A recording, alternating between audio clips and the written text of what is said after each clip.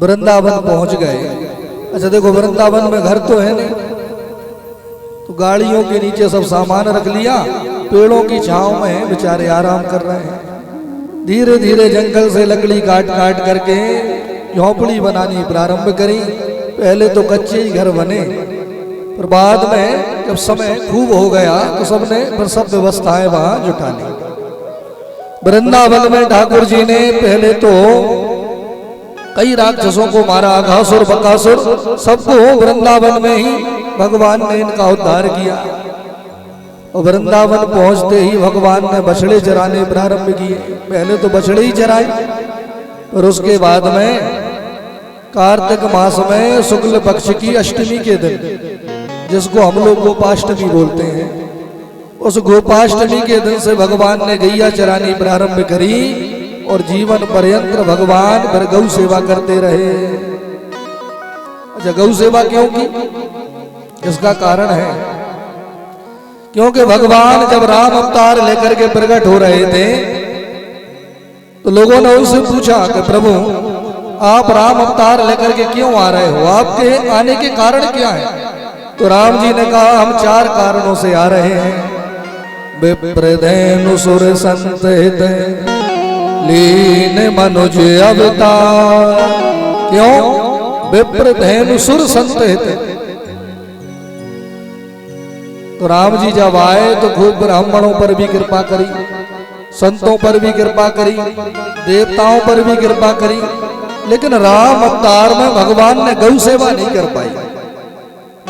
गौ सेवा करने का मौका राम जी को नहीं मिला। उन्होंने वचन दिया था, बोले विप्रधेनु सुर संत हित। तो गैया मैया ने कहा प्रभु इन 3 पर तो कृपा हो गई, लेकिन हमको भूल गए। राम जी ने कहा तुम्हें भी नहीं भूले, तुम्हारे लिए तो हम अलग से अवतार लेकर के आएंगे। वो अगली बार जब आएंगे तो केवल और केवल गौ सेवा ही करेंगे। तो द्वापर में प्रभु उस वंश में प्रकट भये जिस वंश की सेवा ही गौ सेवा होती है, यदु वंश में। यदु वंश में प्रकट भये और जीवन भर भगवान ने पर गौ सेवा करी। राम जी तो चारा डालने जावे तो 4 सेवक पहले ही दौड़ के पहुंच जावे, अरे सरकार हमारे होते हुए आप चारा खिलाओगे। राम जी सेवा ही ना कर पावे। राम जी ने कहा ऐसे बात नहीं बनेगी, अब तो अलग से ही आए। तो कृष्ण बन करके गौ सेवा करने आए हैं प्रभु। तो गौ सेवा प्रारंभ भई और जीवन पर्यंत ठाकुर जी ने गौ सेवा की। ब्रह्मा जी का मान वर्धन भी वृंदावन में ही प्रभु ने किया। ब्रह्मा जी ग्वाला बछड़े चुरा के ले गए तो ठाकुर जी ने अपने शरीर से ही ग्वाला बछड़े प्रकट कर दिए। ब्रह्मा जी का अभिमान दूर हो गया। यमुना जी में कालिया नाग आकर के रहने लगा, जिसने पूरे काली दह के जल को विषैला बना दिया। तो भगवान ग्वालों को लेके काली दह पर गए, गेंद फेंक दी काली दह में। ये तो बहाना था, छलांग लगा दी। कालिया नाग के पड़ों पर कन्हैया ने ऐसा तांडव किया कि कालिया नाग अधमरे से हो गए। इनकी पत्नियों ने हाथ जोड़ के कहा प्रभु हमारे पति के प्राणों का हरण ही करोगे क्या? कन्हैया ने कहा प्राणों का हरण नहीं करेंगे, इनसे कहो कि यमुना जी छोड़ के चले जाएं। नहीं गए तो फिर जरूर मार देंगे। कालिया ने वचन लिया कि आपका गरुण अगर हमको परेशान न करे तो ही हम जाएंगे। ठाकुर जी ने वचन दिया निश्चित तो होकर के जाओ, हमारा गरुण तुम्हें कभी परेशान नहीं करेगा। तो काली दह जो विषैली हो गई थी उसे भी भगवान ने निर्मल किया। गोपियां भगवान को प्राप्त करने के लिए कात्यायनी मैया का पूजन करती हैं, लेकिन गोपियां अज्ञान के कारण ब्रह्म मुहूर्त में एक जलाशय में स्नान करने जाती हैं, क्योंकि उस समय अंधेरा होता है तो निर्वस्त्र होकर ही स्नान करने लगती हैं। कन्हैया ने विचार किया कहीं ये परंपरा ना बन जाए, इसलिए भगवान ने आकर के चीर चोरी की लीला करके इस परंपरा को रुकवाया, गोपियों को समझाया कि किसी भी जलाशय में निर्वस्त्र होकर के स्नान नहीं करने चाहिए, इससे वरुण देवता का अपमान हो जाता है, वो अपराध भी होता है। अब आया धीरे धीरे कार्तिक का महीना। कार्तिक में जिस दिन हम लोग दीपावली मनाते हैं उसी दिन यह ब्रजवासी मिलकर के इंद्र का पूजन किया करते थे। तो घर घर में मिठाइयां बन रही थी। कन्हैया भी उठे तो सीधे रसोई घर में गए, मैया बड़ी सुगंध आ रही है, कुछ हमको नहीं खिलाओगी? मैया ने कहा बेटा पहले पूजन फिर भोजन। किसका पूजन होगा मैया? बोले अपने बाबा से जाकर के पूछो, बाहर फुर्सत में बैठे। तो दौड़ी दौड़ी आई, दौड़े दौड़े आए नंद बाबा के पास में।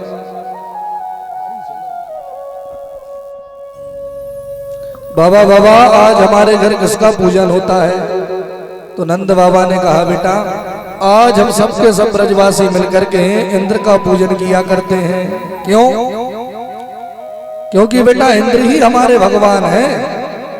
पर्जन्यो भगवान इंद्र मेघ तस्यात्म मूर्तया ते वर्षन्ति भूतानि प्रेणिनम जीवनम बया।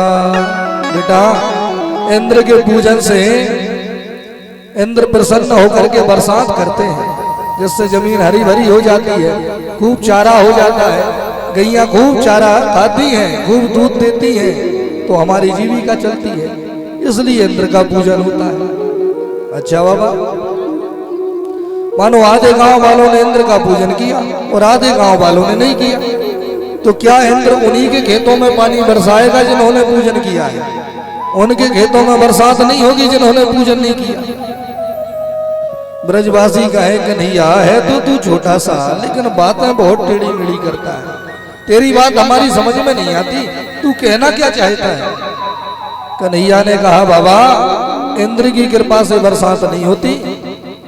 अरे इंद्र तो भगवान का सेवक है, भगवान ने इसे नौकरी दे रखी है बरसात करने की। अगर इंद्र समय पर बरसात नहीं करेगा तो उसकी नौकरी चली जाएगी, कोई दूसरा इंद्र बनेगा। तो इंद्र की कृपा से कुछ नहीं होता। हमें अपने जीवन में जो भी मिलता है अपने कर्मों से मिलता है। कर्म बढ़िया होंगे तो भाग्य बढ़िया बनेगा, और कर्म अगर बेकार होंगे तो भाग्य बढ़िया बनने वाला नहीं है। पूरे गांव में बरसात तो एक जैसी होती है, लेकिन सबकी फसल एक जैसी थोड़ी होती है, किसी की ज्यादा होती है, किसी की कम होती है। जब पानी पूरे गांव में एक जैसा बरसा तो सबकी फसल क्यों एक जैसी नहीं भाई? जिसके जैसे कर्म वैसा उसका भाग्य। तो कर्म बढ़िया होंगे तो भाग्य बढ़िया होगा। ओ बाबा इतने दिनों से पूजन कर रहे हो, कभी इंद्र ने प्रकट होकर दर्शन दिए? कभी नहीं दिए। इतनी श्रद्धा से भोजन बना रहे हो, कभी इंद्र ने बैठ के भोजन किए? कभी नहीं किए। दर्शन दिए नहीं, भोजन किए नहीं, पर हम कैसे माने कि हमें जो मिल रहा है इंद्र की कृपा से मिल रहा है?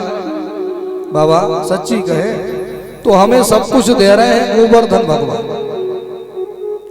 उन्हीं की तलहटियों पर हमारी गैया चारा चरती है। हमें भूख लगती है तो फल तोड़ के खा लेते हैं, प्यास लगती है तो झरनों का पानी पी लेते हैं। सब कुछ दे रहे हैं गोवर्धन, और पूजन हो रहा है इंद्र का। अरे पूजन करना ही है तो गोवर्धन का करो। ब्रजवासी कहें भाई कन्हैया बात तो ठीक कह रहा है। कुछ लोग कहें कैसे ठीक कह रहा है? बाप दादाओं के समय से जो पूजन हो रहा है उसे बंद कर दें। तो अमावस्या का दिन तो इसी विचार में निकल गया कि पूजन किसका करें, गोवर्धन का करें कि इंद्र का करें।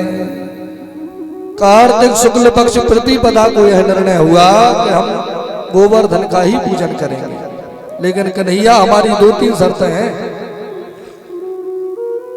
पहली शर्त यह है कि जो भी टूटी फूटी सेवा तेरे गोवर्धन की करें उसमें ही उन्हें प्रसन्न होना पड़ेगा। दूसरी शर्त है कि इंद्र अगर क्रोध करेगा तो तेरे गोवर्धन को ही बचाना पड़ेगा। और तीसरी शर्त है कि बड़ी श्रद्धा से हम लोग भोजन बनाएंगे, तेरे गोवर्धन को प्रकट होकर के भोजन करने आना पड़ेगा। बोले तीनों बातें मंजूर हैं। तो बता फिर कैसे होता है पूजन? कन्हैया ने कहा बहुत सरल, मेरे गोवर्धन को रोली हल्दी चंदन चावल फूल दूबा भले ही मत चढ़ाओ, लेकिन भोजन बढ़िया बढ़िया कराओ। जितने बढ़िया भोजन कराओगे उतने ही ज्यादा प्रसन्न होंगे। घर घर 56 भोग बनने लगे, गाड़ियों में 56 भोग सजा सजा करके गोवर्धन के पास में जाने लगे। कहा पहले स्नान करवाएं गोवर्धन को, तो जमुना जी से मटका भर भर के लाएं, गोवर्धन को चढ़ाएं और दोबारा भरने जाएं तो चढ़ाया हुआ सब जल सूख जाए। कन्हैया ऐसे तो स्नान करा ही नहीं पाएंगे, तेरे गोवर्धन से कह के यहीं आसपास जल की व्यवस्था करा दे। कन्हैया ने कहा तो मन से ध्यान करो मेरे गोवर्धन का। सभी ने गोवर्धन का मन से ध्यान लगाया तो भगवान ने अपने मन से ही गंगा जी को प्रकट कर दिया। बोल मानसी गंगा की, मानसी गंगा प्रकट हो गई। गोवर्धन को स्नान कराए, दूध से अभिषेक कराया और जो भोग लगाने का नंबर आया तो कन्हैया के शरीर में से ही एक दूसरी झांकी प्रकट भई जो उड़ती हुई गोवर्धन के शिखर पर पहुंच गई। लोगों ने कहा आ गए गोवर्धन भगवान, सबका भोग स्वीकार करेंगे।